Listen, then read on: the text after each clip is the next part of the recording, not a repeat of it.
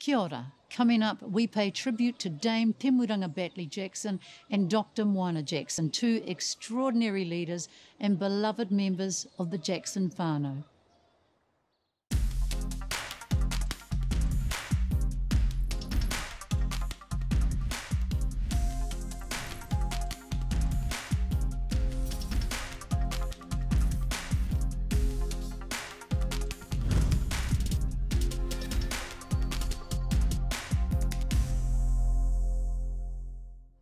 Kia ora, nau mai haere mai, we are at Ngā Whare Wātea.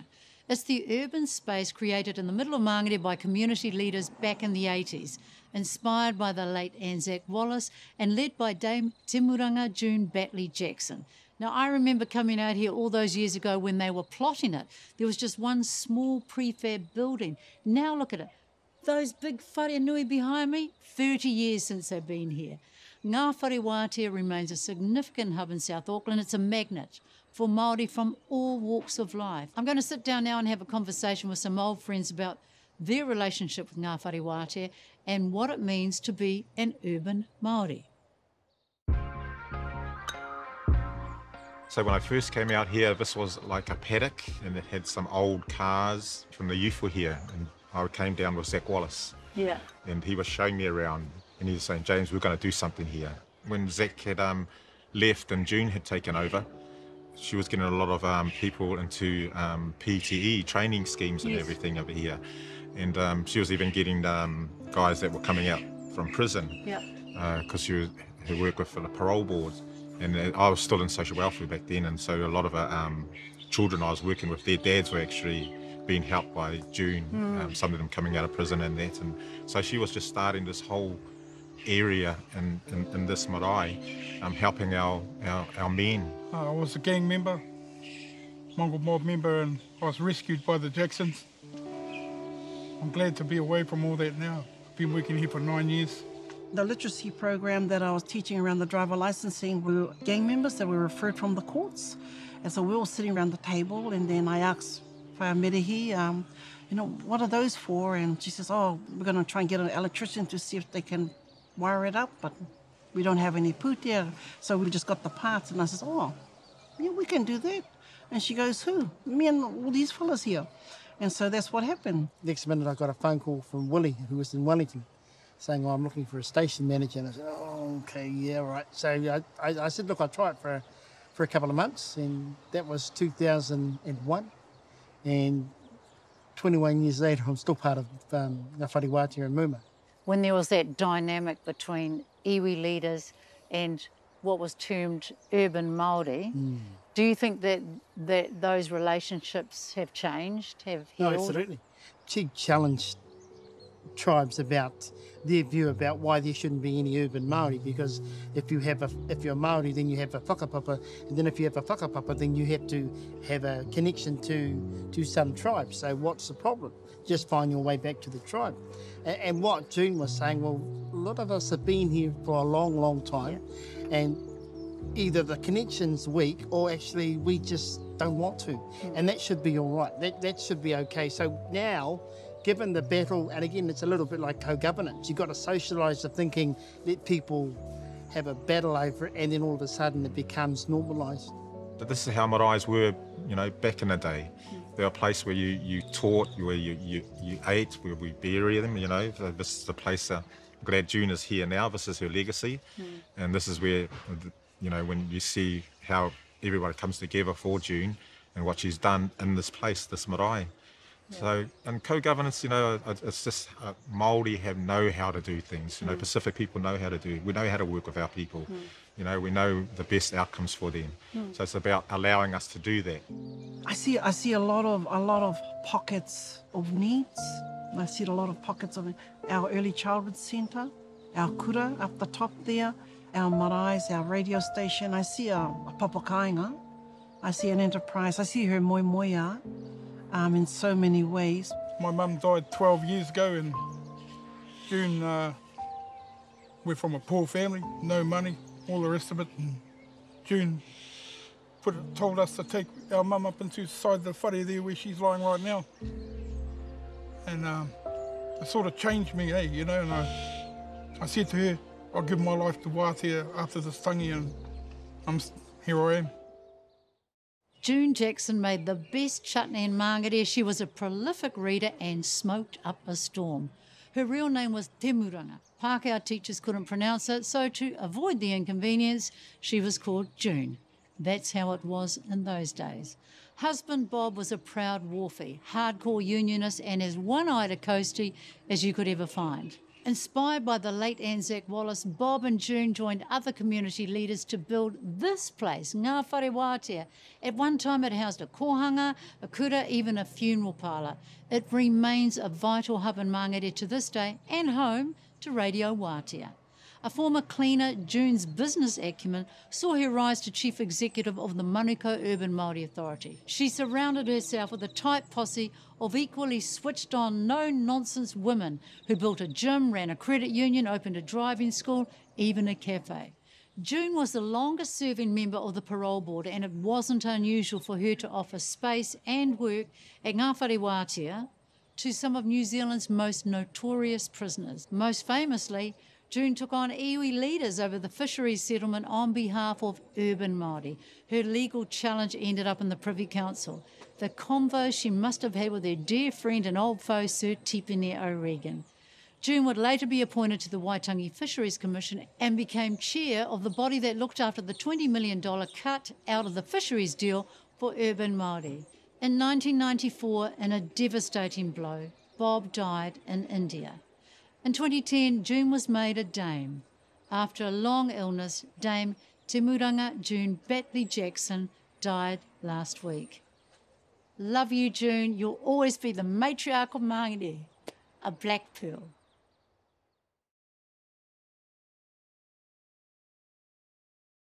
Later on in the show, we pay tribute to June's brother-in-law, Dr. Moana Jackson.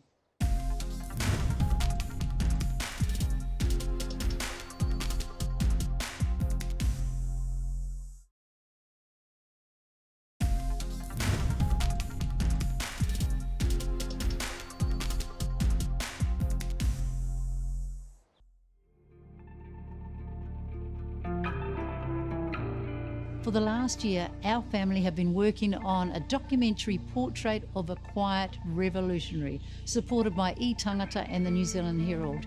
No shortage of people wanting to share their insights. Here are just a few. He is the thought leader of his generation, I think. One of the most calmest, coolest and most articulate advocates and leaders, I think, that Te Ao Māori's ever seen. He's got a really good sense of humour. He's actually quite funny. A lot of people only really remember that they laughed quite a bit while listening to him, and he's telling the most radical stories, but especially Pākehās will come out and say, oh, they really enjoyed that, he was really fun. And they don't realise that they've just heard the jokes, but the Māori heard the message. Well, everyone called him the Whispering Jesus around here. Never raised his voice, never got demonstrative, but each word was like a boom, a hammer dropping.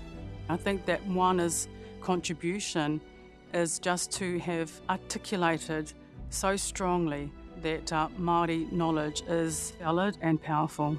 He's one of the greatest, if not the greatest, jurist in the Māori world of the century.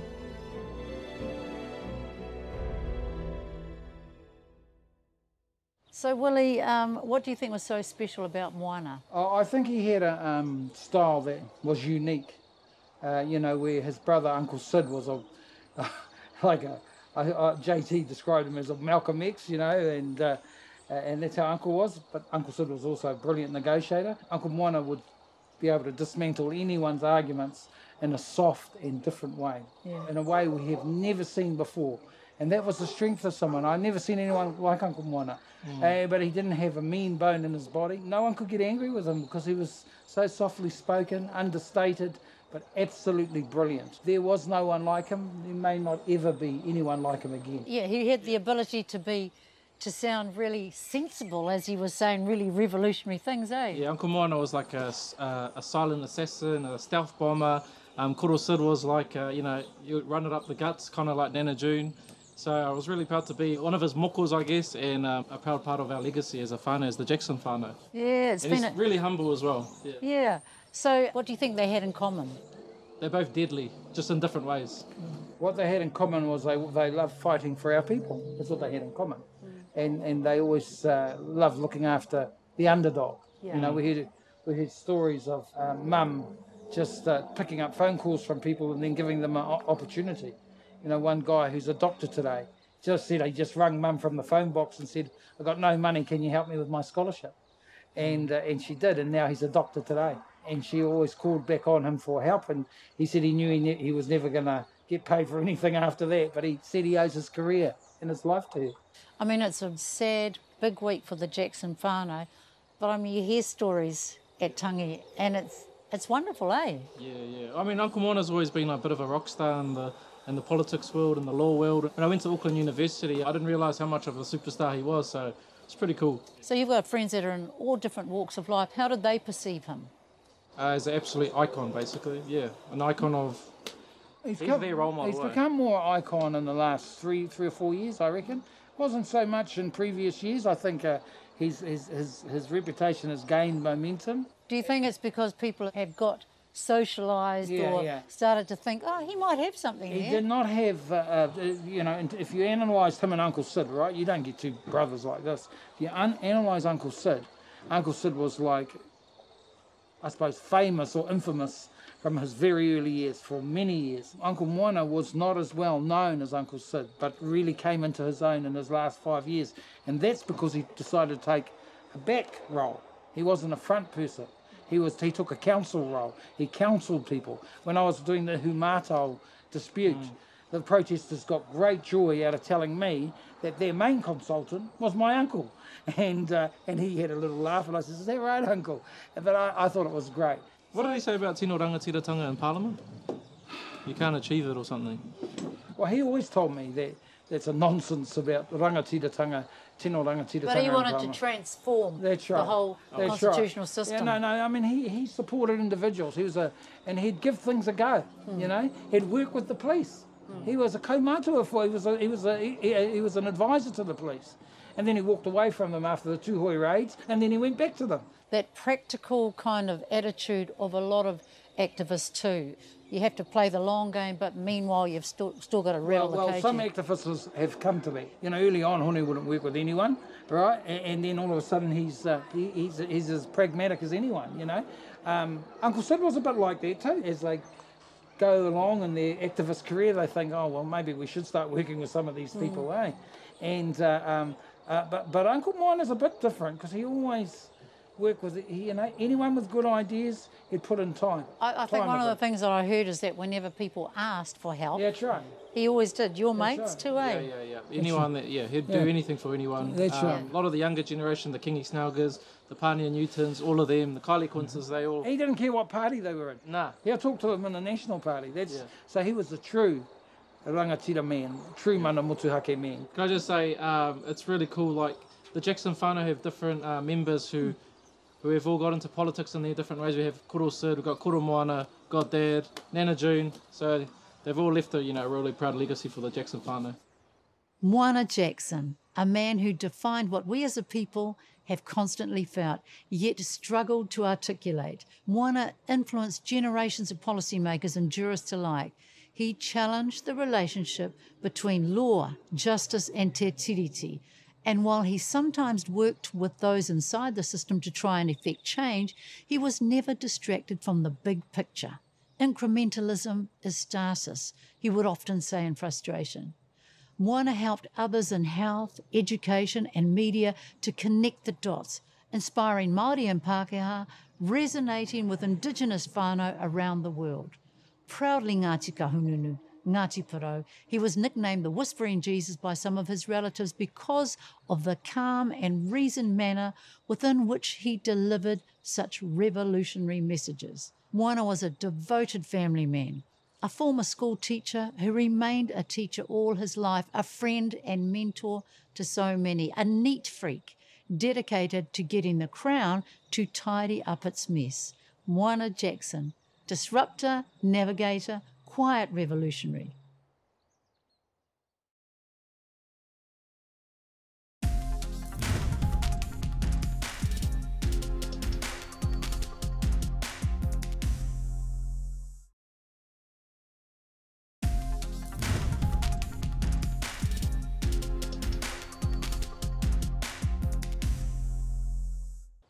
Welcome back. Now, as we film the show, the sound of karanga echoes across the forecourt. In this story, Kirsty Babington sits down with educator Rhonda Tibble and talks about her ethos of mahi a te mahi and her journey into the world of Māori spirituality. Ara mai ko te puni wahine, ko pai ke a tangata au e. Karanga and tikanga expert Rhonda Tibble remembers clearly the day she called in all her favours. You know, when you come to challenges in your life, that's probably one of the biggest challenges I think I can rate in my life, which was able to, had the capacity to dishevel my being. It was in January this year when the car her mokopuna was in was stolen. Whilst driving, Rhonda received a frantic phone call and she knew she had to pull over and put all of her energy and spiritual resources into getting her moko back. So in that moment, this is the consciousness that I had. All angels, all beings physical and non-physical, I require that you all at this moment stop what you're doing and find me a resolve for this situation immediately. I have never asked for myself before, and you all know how many I have asked for. Today I ask for myself. Get my mokopuna. And I was finished with my karakia and carried on, and my mokopuna was brought back to me really quickly. I knew at the moment that I stopped and pulled over to do that karakia that it would be answered. I just knew. Within 10 minutes, the baby was found abandoned on the side of the road and the police were called.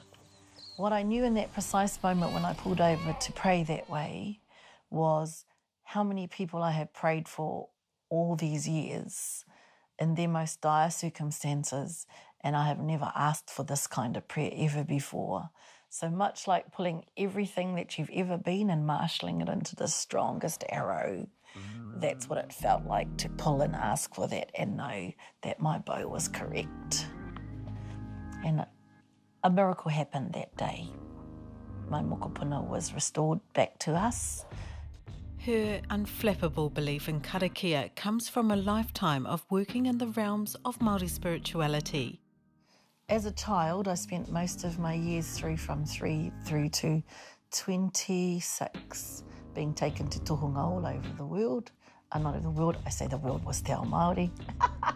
And then I also tried all the faiths so I could see what the wairuatanga was in there and what was their capacity. You know what? Each one has a very different resonance.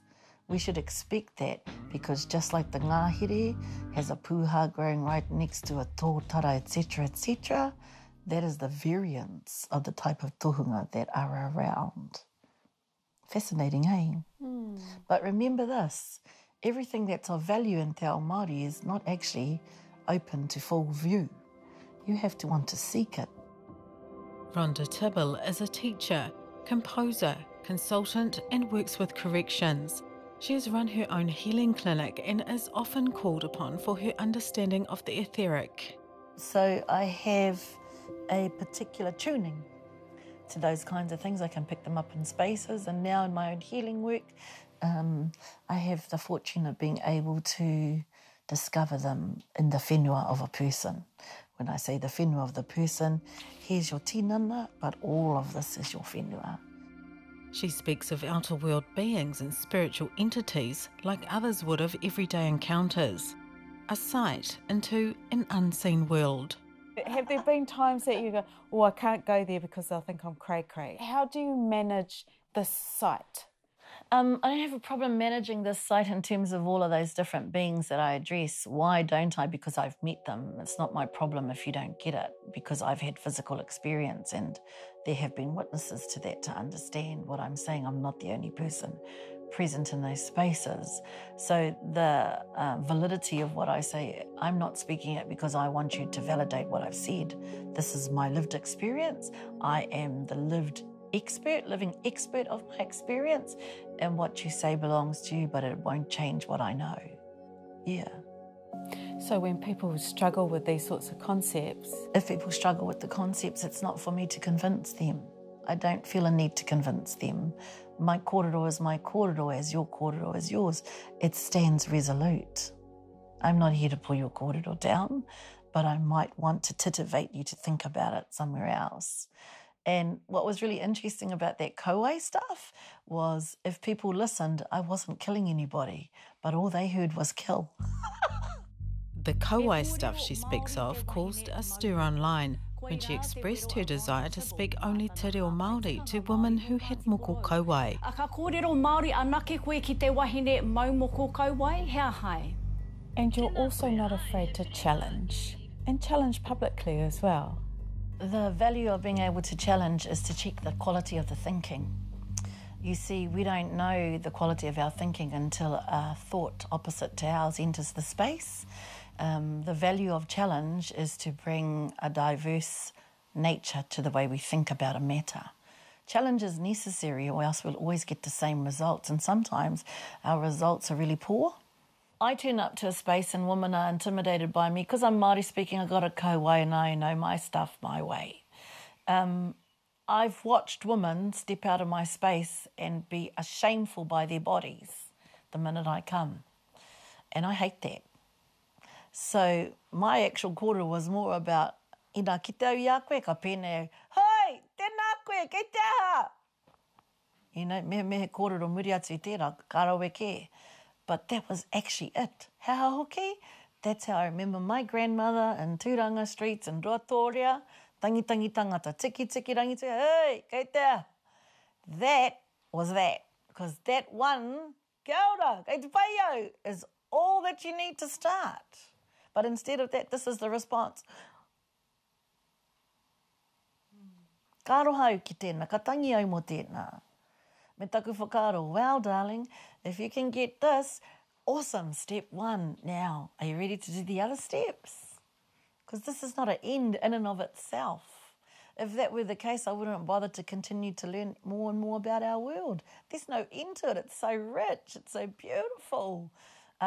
It has adventure in it. It has danger in it. Oh my gosh, all the things we would come to this world to have a reality for.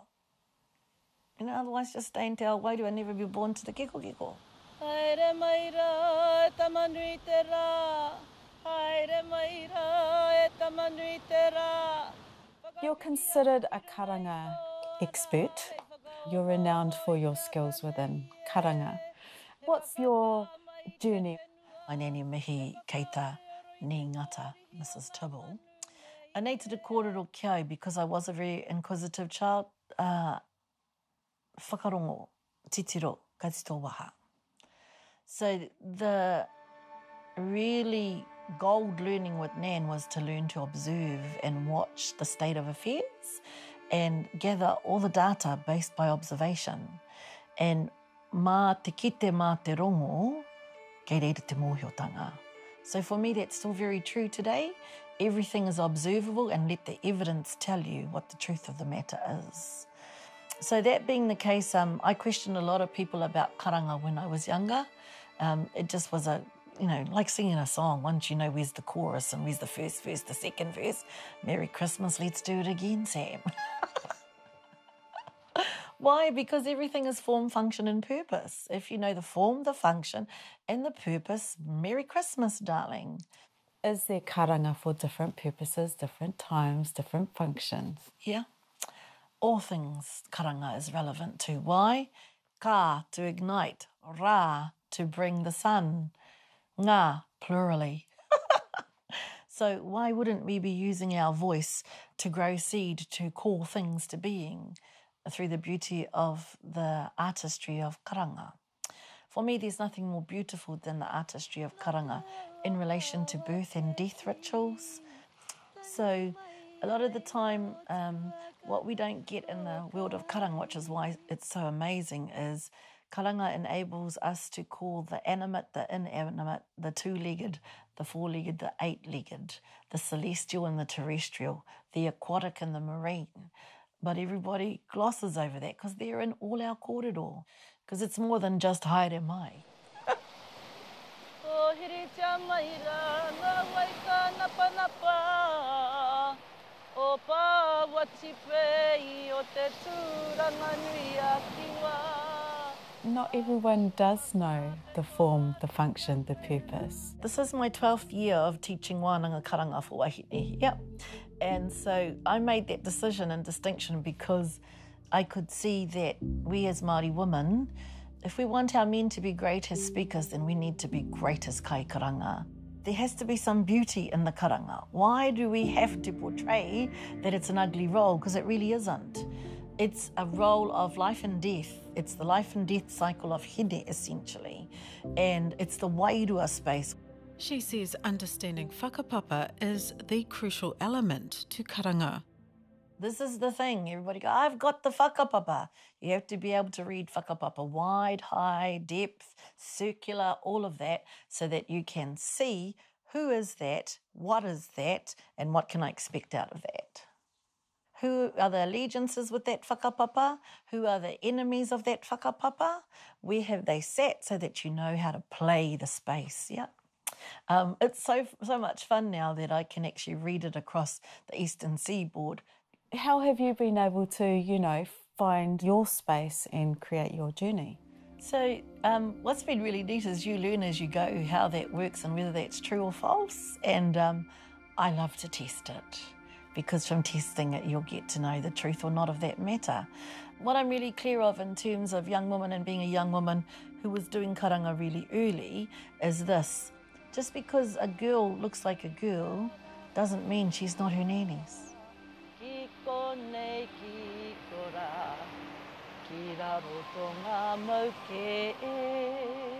I'm fortunate that I've never had a hiding in terms of my karanga or anybody ground me, because for some reason I have the capacity.